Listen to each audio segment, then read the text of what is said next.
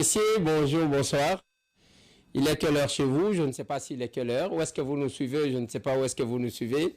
À partir de quel pays vous nous suivez? N'a habité. À partir de quelle ville? À partir de quel coin du pays? Bonjour, la Nabiso n'a habité. Un peu si binombo télé. Dans l'inito solo la bande konanga na sakabino que je suis très permanent à la télévision. Je suis très permanent dans les réseaux sociaux.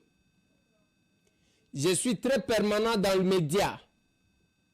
Et ça pas m'batté parce que na ligne de bako sabinote. Les autres ko solo la nini.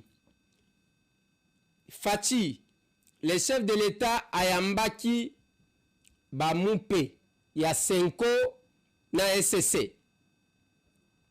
Ba solo linini. Bayokanito bayokanite dans ces numéros. Donald Trump a CP la pon accord de paix en République démocratique du Congo.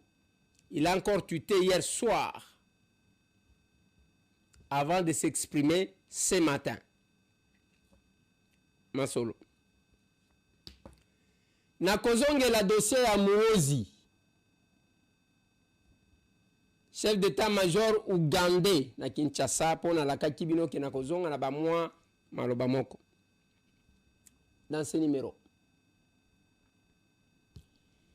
Tokobeta masolo ya indépendance ya RDC. 65 ans après. Oba capable ya action commune pour la République France. Papa taou nazoloba maloba nangaye landaka ba image affiche. Le 5 juillet n'adresse wana bozomona na fiche tozana Paris analyse ou étude comparative entre avant l'indépendance et après l'indépendance. Masolo to solo li wana to sukisi na beteli bino likambu ya solidaire optique na beteli bino likambu ya action commune pour la République soki tozana mongonga bateli bino synthèse. Moi, synthèse, il y a ce qu'a été la session de mars pour Nabiso l'Assemblée nationale. To solo lindengo anabongo to kabwani za dimanche ndenge na lobi. Bande konanga na lingaka ko comment on appelle? Cette interaction entre biso na bin. Ngana lobi bino bo réagir, ngana lobi bino et ça la ka bien. Nalobaki que bitumba oyo esili tobundaki tozalaki na Congo tozalaki biso mibale. Ngai na ndeko na ngai Israël Mutombo sango mokonzi libanda Aska Today na Kalonji Télévision. Bandeko bakomelinga balobi te ndeko Eliezer obosani batu misusu. Eza na Chala News, je vous lis ce comment écrit. Bokolimbi sangai parce que peut-être na okaki kotanga batu nyonso te. Oui, Chala News ndenge bakomi. On a écrit encore qui? Je vois seulement Chala qui revient. Oui. Chala News. Chancela, c'est ça? Je vais voir. Oui, Chancela Chala. Balobeli Pasteur Gili. Balobeli. Qui encore? Je vois la liste est là. Botindela kitindela kingai batu. Jean-Claude Moubenga. Oui, Jean-Claude Moubenga. Balobi mususu ezaki nini. C'était news na ebite soki ezaya nani, je ne sais pas. Pasteur Gili natangiye. Nani mususu botangela kingai batu, je ne sais pas si j'ai oublié. Chancela, j'ai déjà cité, oui. Il y a encore qui que vous m'avez cité? Jean-Claude Moubenga, Chancela, Pasteur Gili. Vous m'avez encore cité qui? Voilà. Je crois, bon, je ne saurais peut-être pas citer tout le monde, mais bao bokomela kingai bango wana. Il y a d'autres personnes, je ne sais pas si j'ai oublié. Voilà. Voilà. Alors, Nalingaki n'a confirmé. Oui, voilà. Ah, voilà. Balobi, yango iti. Balobi, yomoko, sango mokonzi, chancela tchala,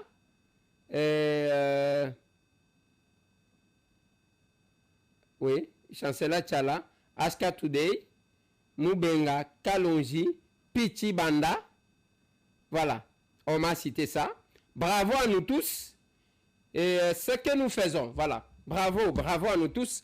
Bravo na bande konangai, oyo na bakisi, oyo peut-être natanga quitté. Mais pourquoi j'insiste sur ça? Bande kowana batangi babakisi. Si vous constatez, on commence à baza trop na politique. Mais il y a eu un silence coupable. Il y a des politiciens. C'est ce que je voulais ressortir. Mais na evitaka aussi que batu qui sont habitués dans des polémiques, un jour, babanda kolobake, alobaka boy, te wanande na lingakate. Je vais vous dire quelque chose, je vais vous partager l'expérience. Un jour, j'appréciais un jeune, le gars à la télévision, akate eloko nanga wana komi, un jour, atel ngai abandi kofinganga, tellement qu'il y a les gens qui sont comme ça. Mais tant que muto sala ki musala pona mboka, il faut l'applaudir. Le silence coupable, c'est plus côté à bas politiciens. Mais côté à Batumisusu, vous allez voir que le Rwanda utilisait beaucoup de nos frères. Osez sentir, vous sentez le Rwanda à Zobimana Monokonaï. Osez kapenda que au message à Rwanda et Zobimana Chiluba. Au message à Rwanda, Jean-Claude Mubenga. Je l'ai déjà rencontré, je crois, 1 ou 2 fois. Chancela, c'est une jeune sœur que je n'ai jamais rencontrée. Et je ne l'ai jamais rencontré. Aska Today, oui. Kalong, je ne l'ai jamais rencontré. Nani Mususu Batangi. Pasteur Gili, oui. Nani Mususu Batangi. Donc, je crois Batu Batangi Bangwana. Peut-être que j'ai oublié d'autres personnes. Bitumbawana, il nous fallait nous mettre, nous aligner. Et moi, mon souhait, ni tete kobanga, la quinoiserie. Je pouvais se dire, bon, Tobengani, Tobengi Aska, Bango Bazana Poto, Tobengi Aska Today, Tobengi Kalonji, Tobengi Chancela, Tobengi Balamwage, oui, ouais, les Kinangawana, Tobengi Pasteur Gili, bon, Vandi Monuke, Bosolo, Linenge Famille Basololak. Mais mon qu'il est comme très compliqué. Sans orgueil, je l'ai dit à la télé, les journalistes engagés au Boukak. Ça a commencé chez moi, dans ma maison. Je prends un témoin. Edmond Izuba, Peter Tchani, Daniel Safou, Mike Mukeba Nkoso. Il y avait encore qui? Joël Kaden Langa. Il y avait encore qui? J'ai oublié. Et Tovanda Boye, Christelle Vwanga. Tovanda Boye autour d'une table. Chez moi, dans ma maison. Des journalistes engagés bima. Parce que ngai na yoke la kamutuzu ate. Na banga kapé compétition te. Na lobaka ya de la place pour tout le monde. Même bandeko botangeli biso. Normalement, botozo kendeko na suka ya bitumba. Il ne faut pas que bato babundaki va subir makambo biso to subisa. Qu'est-ce que nous avons subi? Tobundi sans espoir et à cause du pouvoir. Ce qu'on a le pouvoir en Zouami. Botala ba média ngo bazati kobunda. Quel est le média oyo ba puya ezomona na quand même que ebonga parce que tozo pouvoir. Nous to comme on pensait que ceux qui les lotent ont un pouvoir. Bisonde to ko remplacer Télé 50. Mais quel est na cabinet na bango? Télé 50 pourquoi? Parce que Télé 50 ezali à Kabila, ezala qui chaîne oh ba tutu, bazaki ko timela pour faire entendre. Mais kenya na ba cabinet na bango. Okutaka ba chaîne ngo ya ba Kabila wana nde ba liboso, liboso. Et puis ceux qui ba komi des fois na autre média, ceux qui ba lingine ba to komi wapi télévision. Nous avons vécu ça. Et batu oyo nyonso botangi. Ba Sango Mokonzi. Ba Aska Today. Ba Kalonji. Ba Lamwage. Ba Pasteur Gili. Ba Chancela Tchala. Je crois nde ba oyo botangi. Tokokaki kovanda pour ba Jean-Claude Mubenga. Tokokaki kovanda to réfléchir pour ne pas vivre makambu biso to viva. To bundeli batu. Après ba oyo bazaki na ngambu wana ba komi kolona biso on peut plaider pour vous auprès du chef de l'État. Voilà pourquoi jusqu'à aujourd'hui to komi api o besoin monde. Eza parmi les chaînes accréditées de la présidence. Ça peine quelques ministères auto-utilisés par relation personnelle. Des mois en partenariat, il y a tantôt plus tôt. Alors ça servira à quoi de se battre si on doit servir les autres? C'est ça. Je reviens. Tout qui est en actualité. Pour la lobaki na biloke, ce n'est pas facile bande korangai na bitumba ozwa batu qui te soutiennent. Vous allez voir les gens qui t'apprécient. Mais soutenir. Et ça facilité. Discours, ozomona yo. Pour nous toi soutenir yo. Bazozela ejo soki okomi soki nani batutu bakokoma badinga na yo. Batutu bakokoma batoye bana na bango. Batutu bakokoma batoye bazaki ko. C'est comme ça le monde. Parce que biso dozana na kati ya bitumba. On a toujours besoin de votre soutien. Bande kolonga na lingito solo la tokende na makambo. Tokende na makambo. Lobby chef de l'État Félix Antoine Tshisekedi Tshilombo ayambaki senko na SCC. Ayambi bango basololi nini. Le chef de l'État les a écoutés. Atikeli bango tamba expliquer ba makambu na nyonso na bango nyonso. Après chef de l'État abandi kotalisa bango eloko ya malonga na bomo, c'est d'abord aimer votre pays. Kolinga mboka na bino. Le Félix que vous voyez là, azamuto akolekaka un jour, mais ce que vous ferez pour votre pays restera. Fati. Et il n'a pas besoin que bolinga ye. Mais bolinga quand même mboka na bin.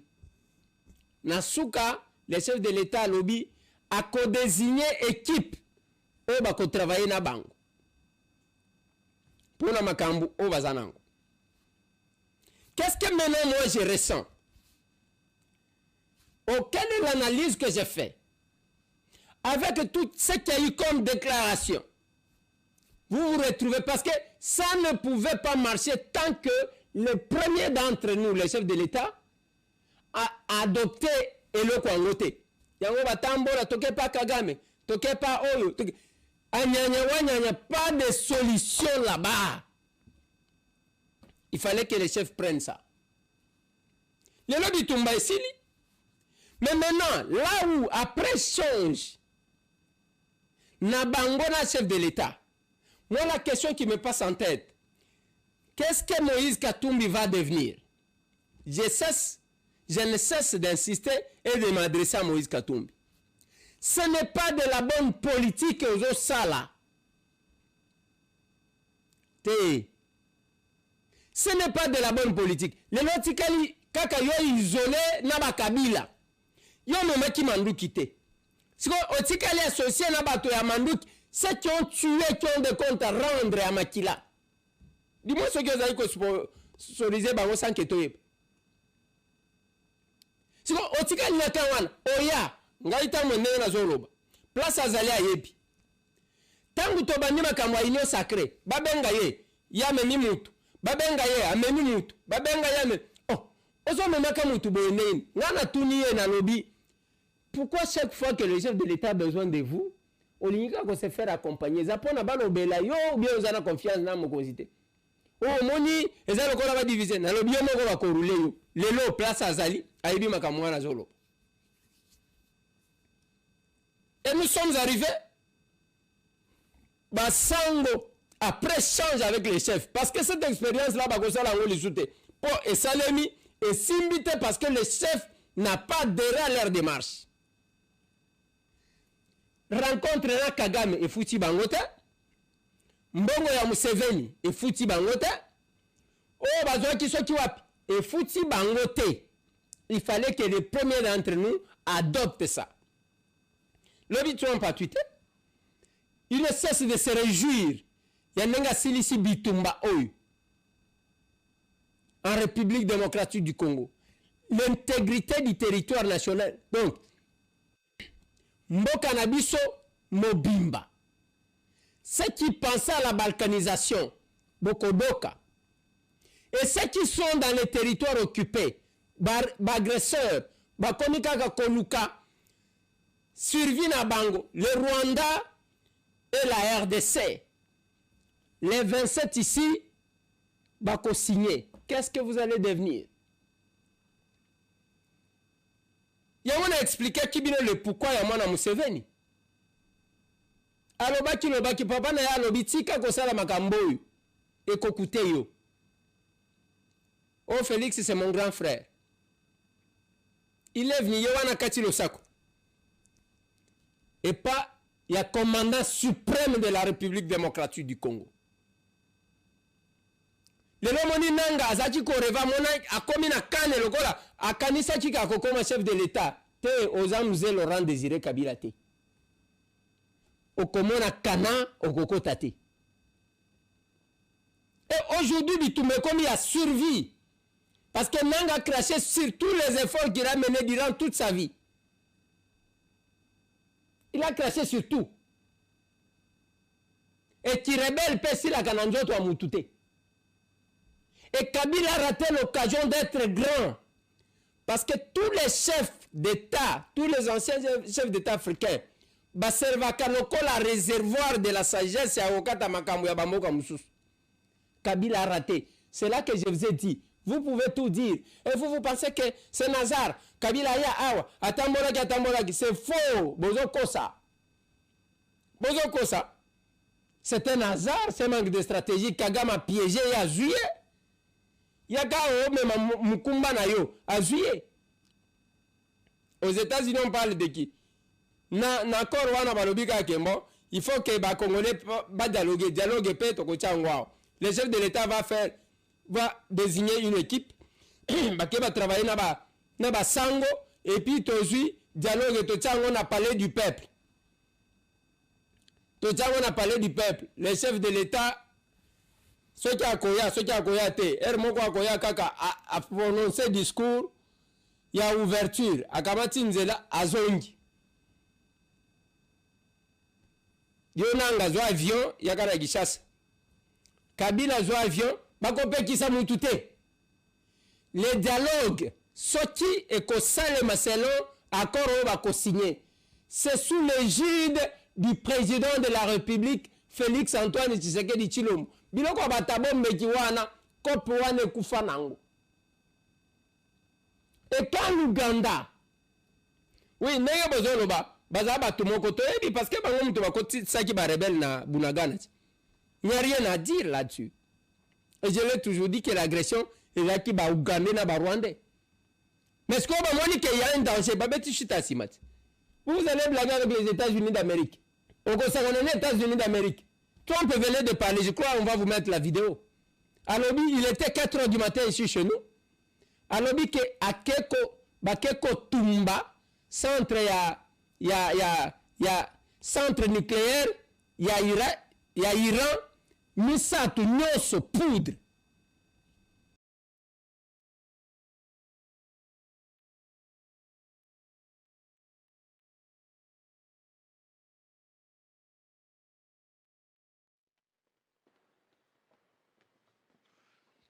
Thank you very much. A short time ago, the U.S. military carried out massive precision strikes on the 3 key nuclear facilities in the Iranian regime Fordo, Natanz, and Esfahan. Everybody heard those names for years as they built this horribly destructive enterprise. Our objective was the destruction of Iran's nuclear enrichment capacity and a stop to the nuclear threat posed by the world's #1 state sponsor of terror.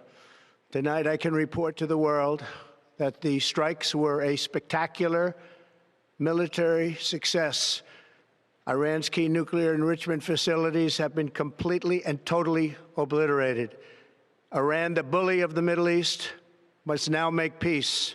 If they do not, future attacks will be far greater and a lot easier. For 40 years, Iran has been saying death to America, death to Israel. They have been killing our people, blowing off their arms, blowing off their legs with roadside bombs. That was their specialty. We lost over 1,000 people, and hundreds of thousands throughout the Middle East and around the world have died as a direct result of their hate. In particular, so many were killed by their general, Qasem Soleimani. I decided a long time ago that I would not let this happen. It will not continue. I want to thank and congratulate Prime Minister Bibi Netanyahu. We worked as a team like perhaps no team has ever worked before. And we've gone a long way to erasing this horrible threat to Israel. I want to thank the Israeli military for the wonderful job they've done.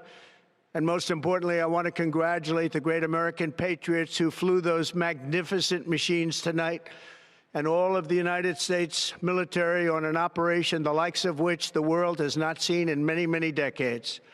Hopefully, we will no longer need their services in this capacity. I hope that's so.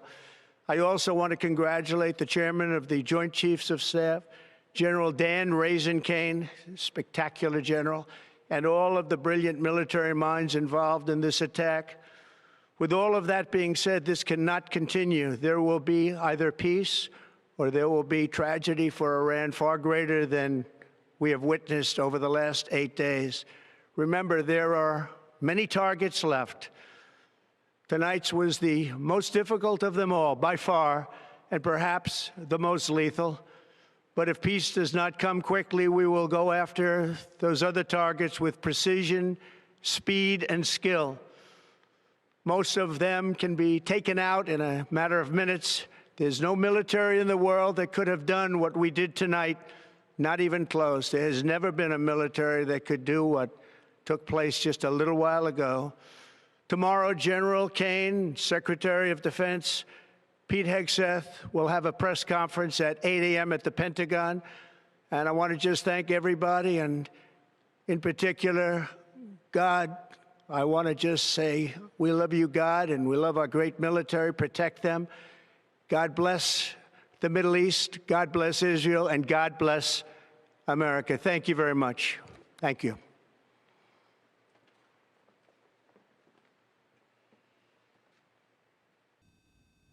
Et puis, Trump a dit que nous sommes plus puissants, plus moins puissants que quiconque.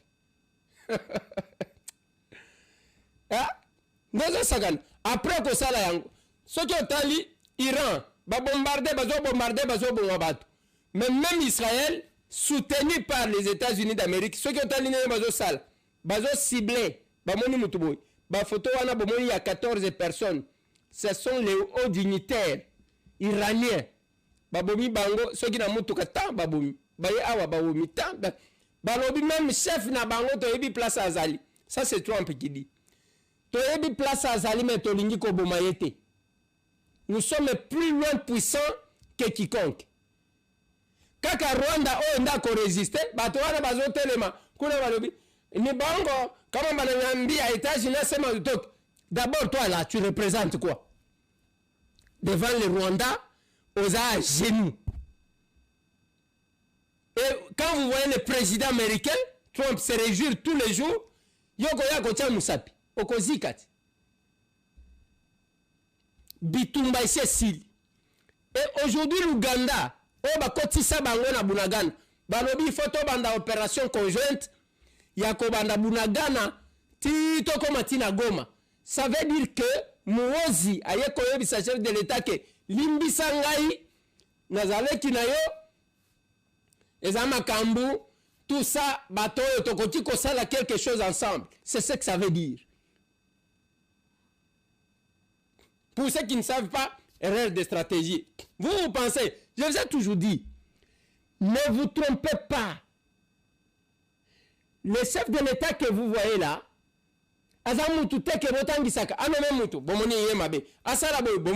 non, le chef, il sait. Tant Kabila les vrais présidents, c'est Kabila, tout ça. Azotala. Quand il cause avec Kagame, Azokende Rwanda, on a faire visiter Mikou. Azachi comme mimona grand Kagame, Azo mimona ke Agosala. Atelier, discours il y a 6 minutes. Et Persi, Kabila qui pelekes. Et quand il disait à Kagame que le kola yo, ozoro baki oko changer régime ao. Ngai na ko changer régime na Rwanda. Et aujourd'hui, où est-ce que nous sommes? Bitumba et Siliti. Les défenseurs ya ba Rwanda, bon défendre. Tozoze la bande kwa poto. Bezo kende lisusu tena Goma. Continue à y aller. Mwana bendana na Elsa Kibini. Mwana bendana. Mwana bendana. Botika lika na caché ya mabe. Bao bakena ki exil. Vous êtes encore pour longtemps. Bozana Nukuna. Vous êtes encore pour longtemps. Bozana Nukuna. Boke kaka ndengwana. Yango nazo kamwa. Moïse Katumbi Chapo likamunini. Yo mutozala ki na bonne position. Nte okay na yo. Naloba ki na yo bima finalement ya yo politique ozo sala. Olinyi ba décerner yo médaille ya le grand fouillard politique. Ou bien il y a spécialiste en exil. Au Kenda ka exil combien de fois? Sous Mzee ok exil. Sous Joseph ok exil. Sous Félix c'est pas possible. C'est pas possible. Donc batunyo so bazaka mabe yo ka no zaka malam. C'est compliqué. C'est très compliqué. L'honorable Christelle Vwanga Kutanaki n'est un grand débandade. Je vous propose de le suivre avant que je ne termine mon émission. Bon, honorable Alukingai, na Luki était meilleur Alukingai. Local Bosso na félicité pena yangwana, batakotia pena na boko bangwana. Et batako voter bangwana. Bon, pona likambo leka kiawa, nazalaki na ndaku, nazoka kaba makelele batu, batioli. Yo koma ngaba 7h à 8h. Non, moté me simbité naza congolais, na kokoti kandeko nanga congolais akufa boyete. Na paso ezo sa biso batu ba akufa na este. Na paso wana to mona ngo lisusu na misu na biso. En tout cas, na sepele na ngote. Na mikabaki na ya kosunga bandeko na ngai. Ezaki mbulo ebetamaki samedi. Ebeta epena makasi mbula ana.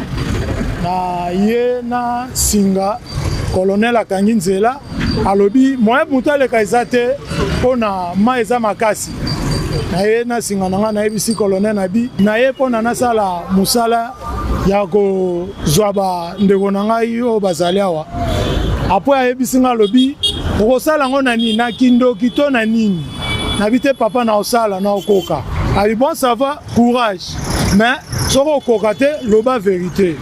Ah, nasala kio na kokako sala nande bomona na bilili. En tout cas, local liboso to kumisa na nzambe liboso pona bato ana bakufite. Na degra mai wana papa na zoebi sabino ezaki ndenge mususu. Ezaki pena ndenge mususu. Sitangu na ye kozwa bango bomoni pe na bilili na zui na récupérer maman. Na récupérer pe papa titangu baye ko bimana. Tokena bango si bakei ana tikali.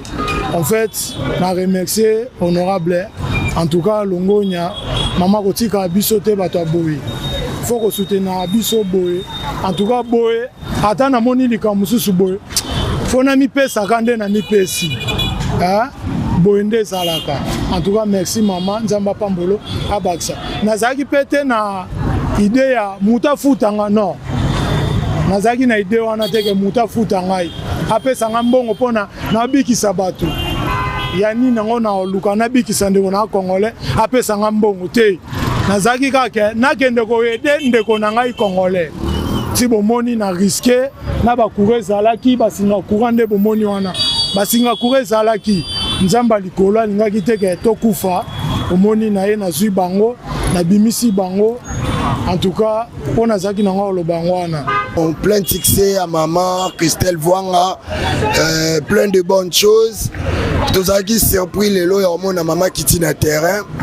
Ayo visiter ndeko moko asunga ki batu bazwa problème na mai. Papa yaka, papa ngoye. Papa ngoye, papa yaka. Papa ngoye. Donc mon tour abete lisolo yeyo.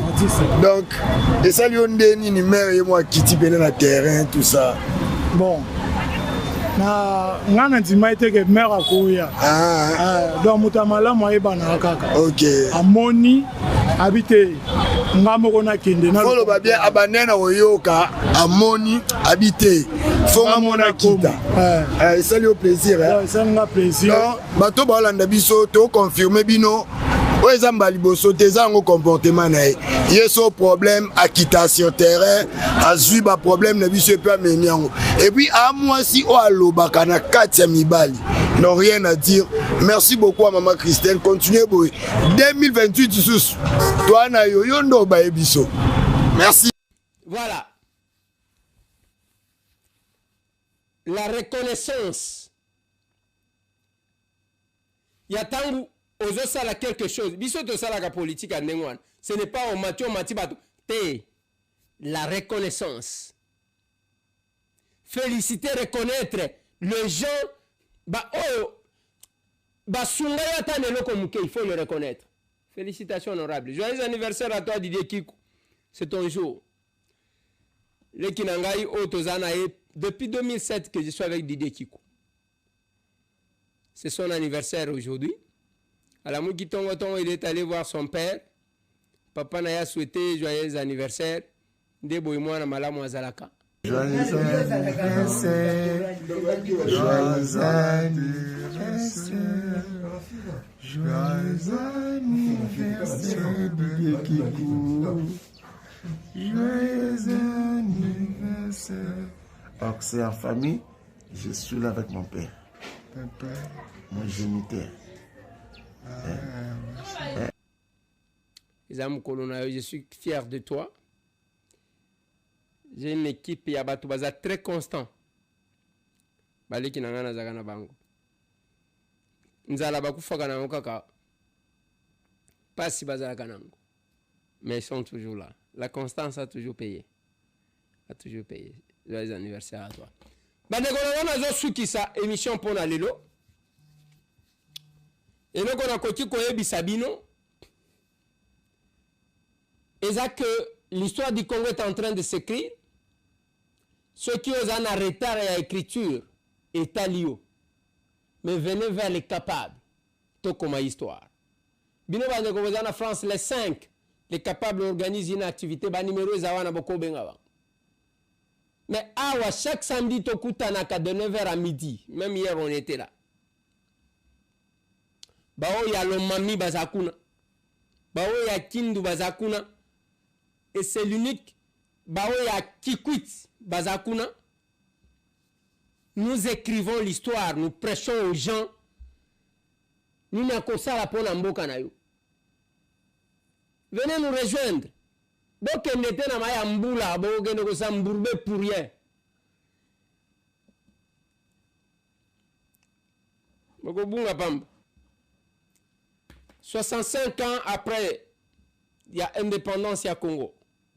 Où sommes-nous? Félix Antoine Tshisekedi est en train de rédiger, d'écrire sa page d'histoire.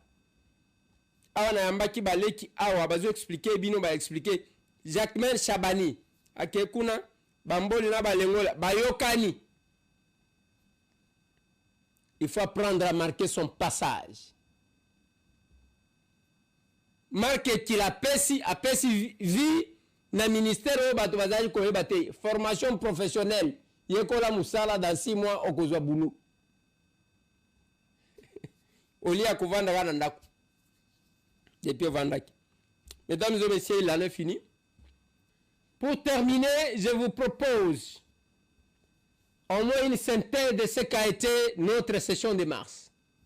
Précédé na session extraordinaire, soit kosangana ya mbalakata na Assemblée nationale, et senge na bino koyeba kezalaki bongo du na situation sécuritaire o ezalaki bongo kotelema na ninga kosangana te na partie est ya République démocratique du Congo, c'est-à-dire badongolo misu, ba ennemi ya kimia, bakadia pemba, oyo bamonaka toujours ke makila ba congolais et sengeli etangaka mikolo nyonso.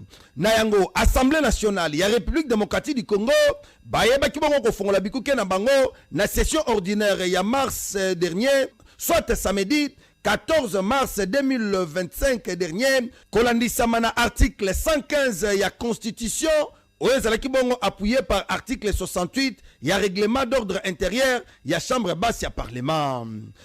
Namo ya ouverture et c'est la minoko yebake speaker ya Assemblée nationale mwana mboka Vital Kamerhe Lwakaningini ayebaki bongo kosenga na ba élite bayeba na kozala na bomoko pe basala makasi pona kosanga na mupikuli boke na ntina ya kobatela ekolo na biso République démocratique du Congo pe basala musala na bango en tant que représentant valable ya peuple kula na Assemblée nationale. Et c'est la minoko yebake appel oyo et comme la kipe mokonza mboka Félix Antoine Tshisekedi pe ekutaki esika nango na choix ya production législative ndebi pa iwapi mwana mboka Eliezer Tamwemposhi Charma bakisela kaye mwana kolo lopango ayebaki bongo kobanda musala na ndenge ya kosakana test 3 jours après ouverture ya session oyo, soit le 19 mars 2025 dernier, nde élu à district ya Lukunga ayebaki bongo ko déposer proposition de loi moko sur reconnaissance ya génocide congolais. La première loi que nous avons votée parle du génocide, c'est-à-dire c'est un génocide pour des raisons économiques, alors que jusque-là, tout ce qu'il y a comme texte en matière de génocide ne reconnaissent pas les génocides économiques. Les génocides sont soit tribal, soit ethniques, soit. Alors, quand nous avons inventé un concept de génocide, c'est bien bon, mais il faut encore l'amener pour que ce concept-là soit reconnu sur le plan juridique et aussi à l'international. Yoka! Très productif na kati ya Assemblée nationale, mwana mboka Eliezer Tamwemposhi Charma bakisela kaye mwana kolo lopango azalaki toujours très engagé na défense pe intérêt ya population nde ayebaki bongo kokitisa maboko te kasi azalaki toujours maboko olome na tina toujours ya kosala musala kaka ndenge babengaka ye porteur ya mandat national. Kasi esena bino koyebake azongaki lisusu ya mbala oyo ko déposer proposition de loi oyo banayibo ko modifier pe ko compléter statut ya ba ancien président. Palado monsieur, palado madame, ndeko Eliezer na kata masolo yo ayebaki bon ko signaler que démarche oyo ezali bongo ya ko évoquer pression croissante sur finances publiques, c'est-à-dire ko tala lelo ba ancien chef de corps, ba ancien chef de l'État bazali ko futa mamisolo belé. Kasi au-delà de ça, bazali bongo sauver, peut protéger na kati mibeko likonzi na biso en tant que ba ancien chef de corps. Kasi na maloba na ye, ndeko Eliezer alobaki jamais mutu agéraki déjà mboka, kasi pendant cette période aza kosala eloko ata moko te, mais boni République démocratique du Congo il faut efutaka ye ezwaka soin ya famille na ye ezwaka soin ya ba voyage pe makambo ebele kasi mutu wana pe akoki pe kosimbela mboka manduki bakosala eloko te bakofuteka mbungu na yango ono ya peuple.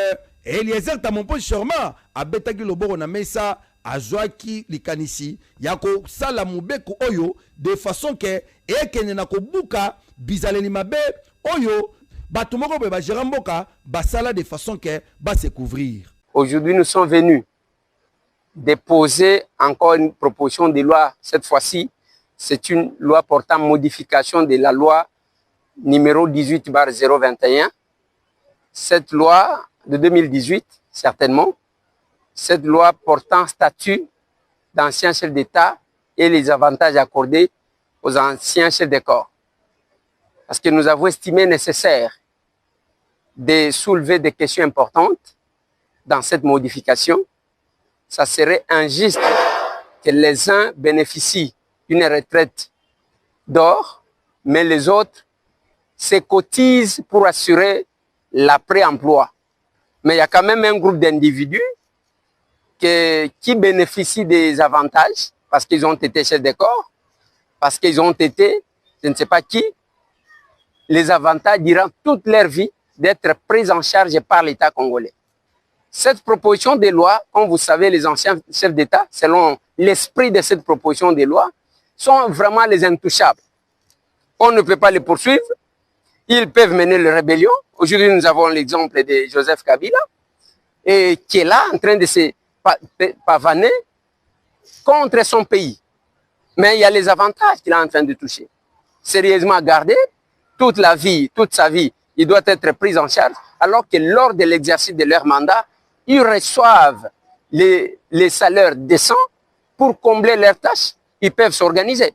Kasi toujours, na misala na ye, en tant que législateur, Eliezer Tamampo Chicharma, visiblement inquiet. Moi, na kolo lopango, ayebaki bongo, au cours de la plénière, il y a 17 avril 2025, pour on a ba disposition nécessaire, na we talibongo soins de santé à ba élus nationaux, à betaki le sous-société. L'article 116 de notre règlement d'ordre intérieur, honorable président, ezopesa certains droits des parlementaires, honorable président. Parmi ces droits-là, il y a la question, il y a soins de santé, honorable président. Même ceux qui togoti kozanga, makambu nyonso, bafre nyonso, il est quand même inconcevable, honorable président, que jusque la deuxième session parlementaire, ba député ba ebi place ya kozwa soins médicaux, honorable président. Même pour Touma Makambouamike, je ne dis pas que je suis malade. Mais c'est anormal. Il n'y a que jusqu'à la deuxième session parlementaire, les honorables députés ne savent pas où se faire soigner, honorable président. Je ne sais pas comment le bureau s'organise. Je ne sais pas comment d'autres collègues s'organisent. Mais j'estime important, honorable président, il n'y a que, oui, nous continuons, nous y allons.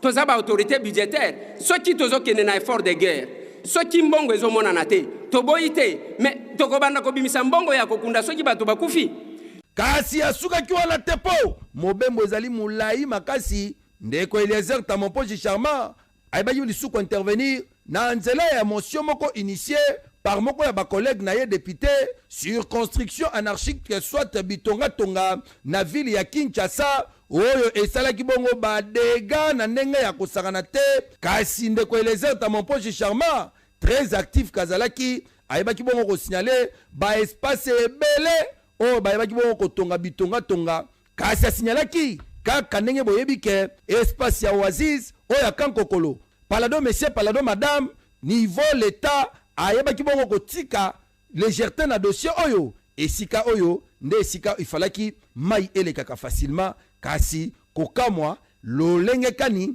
batikeli bandeko oyo batongi na bango mais bazipi baka niveau pe bazipi esika munene oyo mai ifalaki eleka. Honorable président, honorable membre du bureau, estimés collègues, tozo pesa bureau na biso merci parce que ba comprendre que motion d'information est la solution T.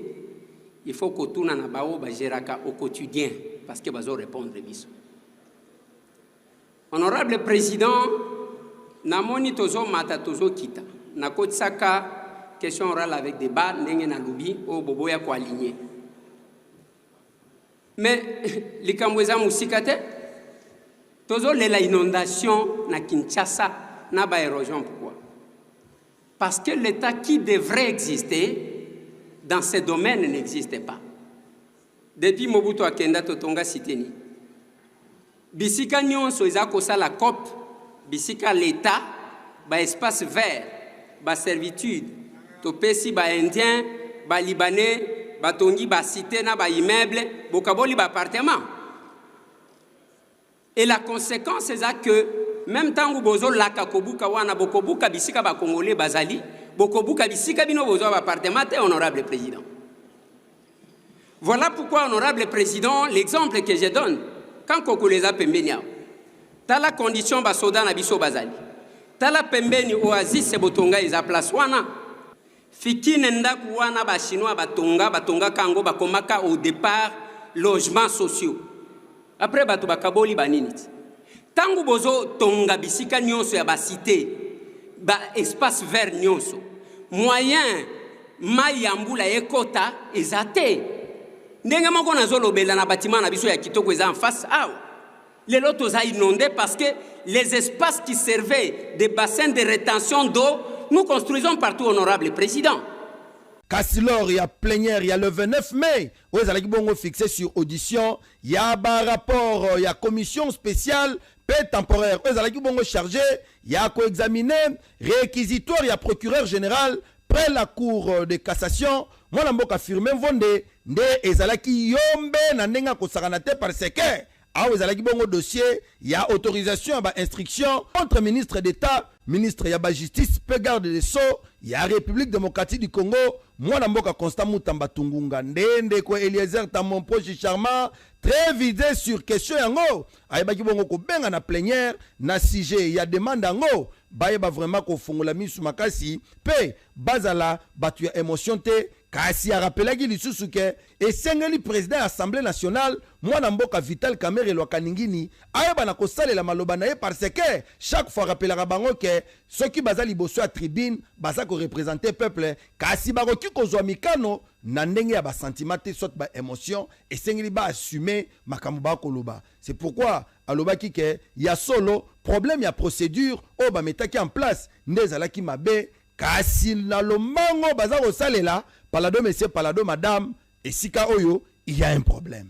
Notre président, Vital Kamerhe, a l'obaka na biso une fois qu'il faut éviter les émotions pour certaines questions. Honorable président, j'ai suivi avec une attention soutenue le rapport de notre commission, que je salue, mais ce que j'attendais, honorable président, ezaya que Mbongo Ezouamaki et Sikaboye par le ministre d'État, ministre de la Justice et garde des Sceaux.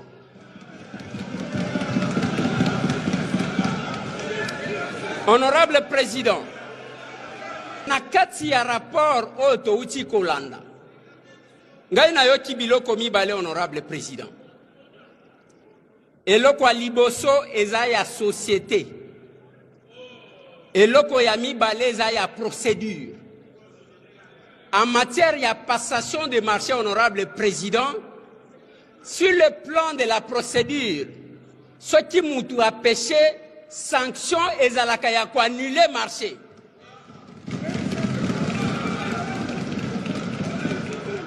Honorable président, naïebité, bao bakoya kotangisa biso droit lelo, il y a qu'un cadre de passation des marchés. Si la procédure est biaisée, il faut qu'on ait un moutouna pénal. On a évité ce qui est outuable. Pour que tu autorises l'instruction, parce qu'instruction tu autorise, il y a un pénal. Je ne suis pas perdu. Mais ici, il y a une démarche administrative.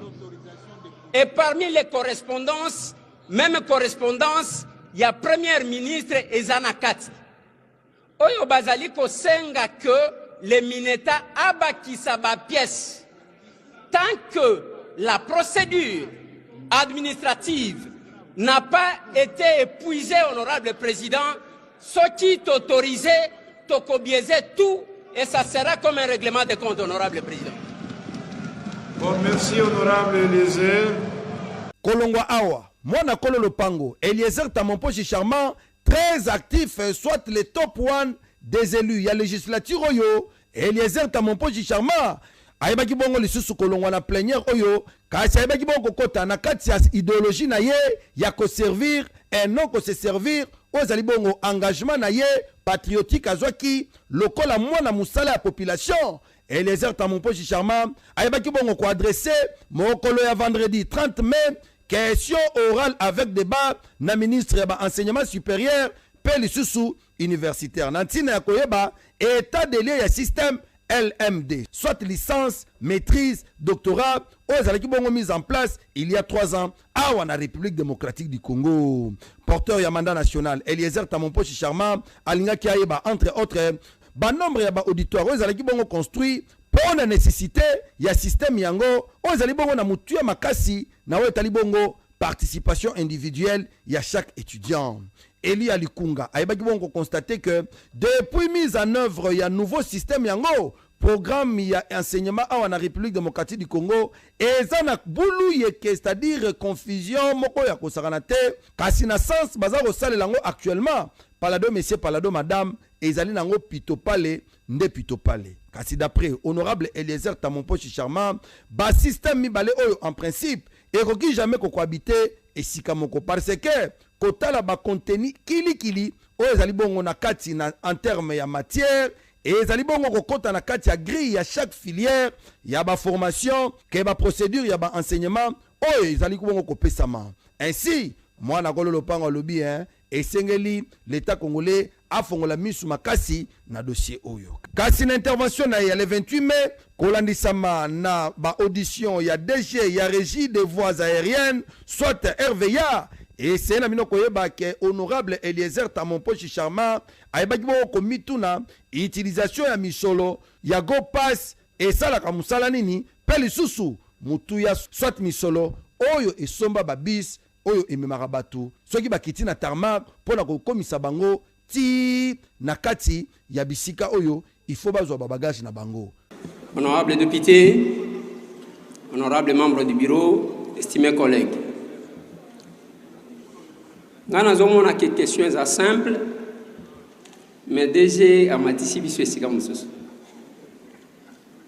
Go pass eza li futi oyo ba politicien après Koboma, après Kopie, ba décida loko la peuple ne mutu afute la kabango, que peuple afutaka pona kotonga na kobongisa ba aéroport. C'est ça le go pass. Et depuis 15 ans, collègue Misara Touni, peuple azo futa parce que ba politicien ba futa kate, l'état ne mutu afute la kabango. Mais et là qu'on a eu kokamwa nazaki cause la na réponse à DG. Alors que depuis 15 ans oyo go passe ezali ko futama na nombre ya avion na nombre ya passager bota la ba aéroport totongi yangoy et là qu'on a moni te nde yango wana. Honorable président na document oyo déjà pesi biso alobeli makambu ya machine pour na kozwa ba bagage. Mais quand vous constatez, collègue Carlia Outikolo Bangwawa, je sais qu'Atricha qui a un papier nanga, honorable président, c'est l'unique aéroport ya kemutu so qui a quitté à kosala pas moins de 2 heures pour na bagage na ye. Si ko mbongo ya komeli biso ya kebasomba machine et ça la kana mokili nini.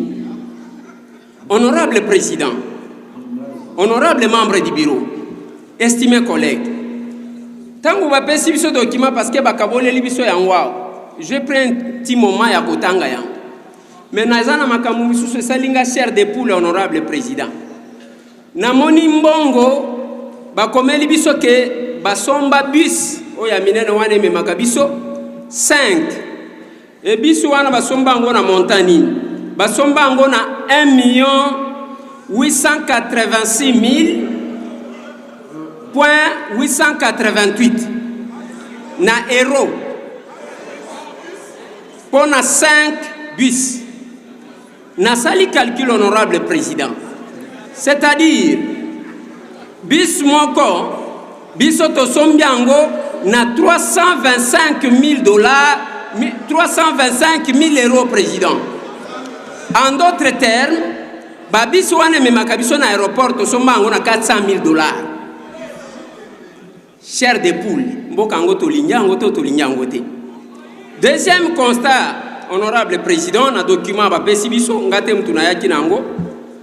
Monsieur le DG azo ebisa biso makambu ya clôture bazosala na aéroport ya Luano na uti Lubumbashi.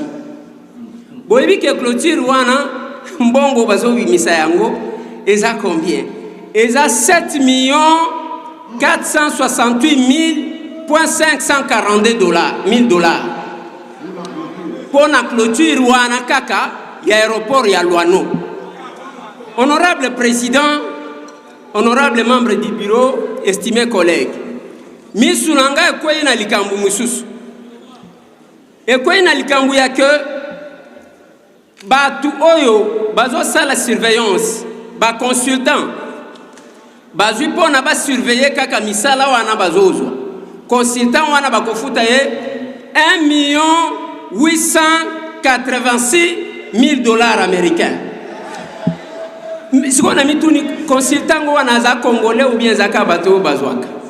Chers des poules, honorable président, honorable membre du bureau, estimés collègues, Nabanti Esana Makambu, Oyo, Tozwa Kango, je propose que Makambo et Tozo Sala, et souka quand même na un contrôle parlementaire pour que toi et Bambongo Angwe Kendaka, wapi. Parce que loko babengi détournement, Ezaka Koyi Bambongo te, Topesio Mbongo, Sombera Biso Kombo, Kosomba Paute.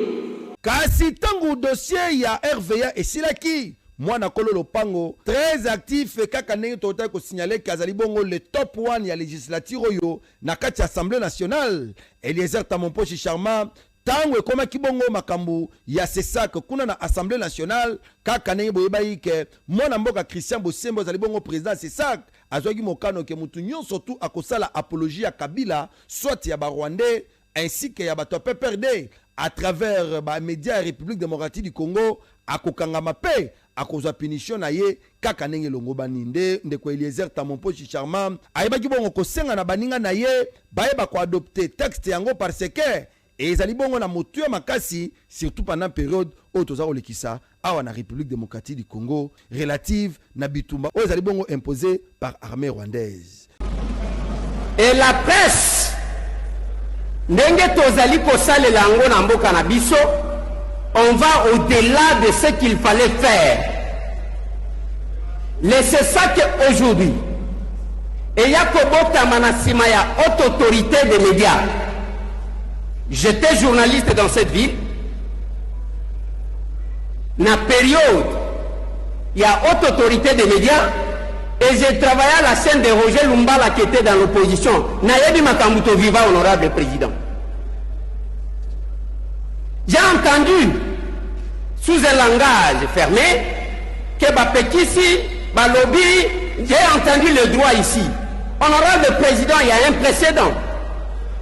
J'ai dit que j'ai travaillé chez Lumbala. Quand on voit Roger Lumbala Nama Kenga dans une rébellion, du coup son parti a été fermé. Sa chaîne également, honorable président. J'étais directeur administratif et financier. C'est dans cette ville. Honorable président, il y a eu des problèmes. Il y a Bundudia Congo. Bundudia Congo a été fermé. Et il y a Kobotissa, Bundu Djamayal. Mais honorable président, quand nous nous mettons pour un rapport comme celui-là, il ne faut pas te faire gober à l'opinion à Zolandabiso que nous sommes plus démocrates que tout le monde. Dans les zones occupées, honorable président, dans les zones occupées, si les médias n'étaient pas d'une importance capitale, Top Congo qu'on vient de citer ici a été coupé dans les zones occupées par les adversaires parce que à travers Bango, il faut remonter moral, il y a des zones occupées, honorable président. Mais ça m'étonne quand on vous montre on veut nous montrer qu'on est contre la démocratie. C'est comme si la démocratie, on ne comprenait pas c'est quoi la démocratie. Honorable président, honorable membre du bureau, estimés collègues, notre pays est menacé. L'autorité de régulation et gouverner, c'est prévenir. On ne doit pas tendre que comme à Kao, de Moutoya Koya, le cola, sapeur pompier, Bayaka Sokinda Kozimoto. Et le CSEC a tout intérêt, ce que j'ai moi entendu personnellement, de prendre des dispositions de manière anticipative pour empêcher que l'armée numérique de nos adversaires puisse renverser la tendance, honorable président. Et bongo, mokola le 12 juin, Eliezer Tamomposhi Charma, liboso ya ba élu, aebaki bongo ko telemela pe kozala très inquiet na blocage ya ba initiative parlementaire kili oyo ba aebaki bongo ko déposer po asiala ikutu ke président Assemblée nationale abanayi koloba ke azana 52 contrôle parlementaire oyo azalaki bongo ko bloquer nanu na kati ya tiroir na ye. Nazo comprendre lisusu makambu oyo ezoleka awa te. Makambu, c'est par rapport à nos initiatives, honorable président. Depuis que nous sommes là, nous constatons avec regret que l'initiative belette aux alliés déposé, soit les obunga, les okoma et si que seigneur kokomate, pour qu'elles alignées comme d'autres initiatives, honorable président. Non, attendez, vous nous applaudissez pour rien. D'abord, j'ai dit à votre président des groupes parlementaires, honorable Eliezer, c'est que vous ne savez pas, qu'en principe, nous aurions pu vous envoyer au comité des sages. Pour la bonne et simple raison que vous êtes permis d'aller engueuler les gens de la direction des études. Depuis quand et dans quel règlement on dit que le député doit aller à la direction des études, dire qu'on doit traiter mon initiative avant celle de toutes les autres? Non, ce n'est pas ça, président. Vous voyez que vous avez ouvert la boîte de Pandore. Non, président, là vous... Ouvrez le micro là-bas. Oui. Après indignation naïe, président de la chambre basse du parlement, père rapporteur Bayeba Kibongo, ko s'engager pour nous rassurer que et Sengaline de Eliezer a tchana mutuna que collaboration et ko zala makasi entre ba élu na bureau na bango, c'est-à-dire Sengali confiance et za la penza makasi. Honorable président, je vous connais un sage d'entre nous. Honorable président, vous n'allez pas prendre position sur une version des faits vous relater. Je suis à mon deuxième mandat. Je sais comment les choses se passent. J'ai déposé plusieurs initiatives. Natiki ango na biro na yo. Tangu na zelie monanite oyo yaki sima balinye yango. Na kei na biro na yo. Na komi na biro balobi te ezabiso te. Initiative ya contrôle eza et pas deuxième vice-président. Je suis parti là-bas, honorable président. Balobi to tikali komona yango te.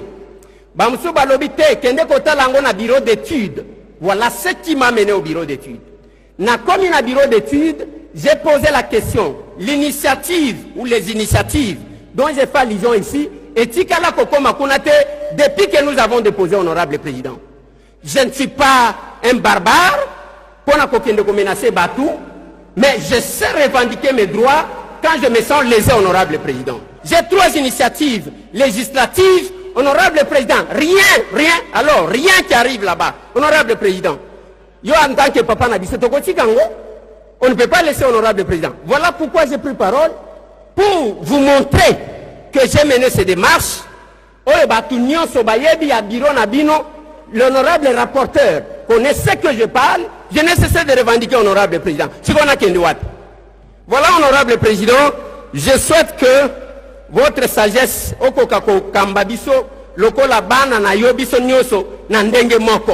le règlement d'ordre intérieur est lobby que initiative, ce n'est pas ce que nous constatons, honorable président. J'ai dit, honorable président. Kasi avec satisfaction yaba activité kili oyo mona kolo lopango Eliezer Tamomposhi Charma ayebaki bongo komene na kati ya Assemblée nationale nde bikuke ya session ordinaire ya mois de mars ayebaki bongo kangama uto mokolo ya dimanche 15 juin 2025 dernier conformément à l'article 115 ya constitution bien avant et c'est la minoko yeba ke ba élu ba yebaki bongo autorisé ba poursuite judiciaire contre ministre d'État en charge de la justice, Pégarde Desso, Mwana Mboka, Constant Moutamba. Kasi représentation nationale, Bayeba Kibongo, Kopesa Makasi, na mise en place par bureau ya Assemblée nationale, Peba réseau Mibale, yaba député, notamment réseau, yaba député nationaux, ya FMI, Banque mondiale, PL sous réseau, yaba député, pour la cause du développement rural. Nyonso, ezali bongo misala minene oyo mwana kolo lopango honorable Eliezer Tamomposhi Charma ayebaki bongo koparticiper mingi na législature pe na session ya mois de mars oyo efungwamaki kitoko pe ekangami kitoko. En tout cas ndeko Eliezer batika yo po musala ozosala ngana oloba lisusu te peuple bino moko bo juger. Voilà, et c'est dit. Boya tout ça la politique. C'est toi pas coopérante. Boya tout ça la vraie politique. Ya mutozo mona nenga kola nenga zali ko évoluer. Ce n'est pas mutu so ki ndenge nini. Hein? Ozo mona ndenge mutu azo taye nzela na ye. Yo zalaka moninga so ki mutu komi ko buka o komi ko tu deviens trop parmi donc yo ko bandata ko memela mwasi na esaki. Pardon. Na bangi yo. To monani.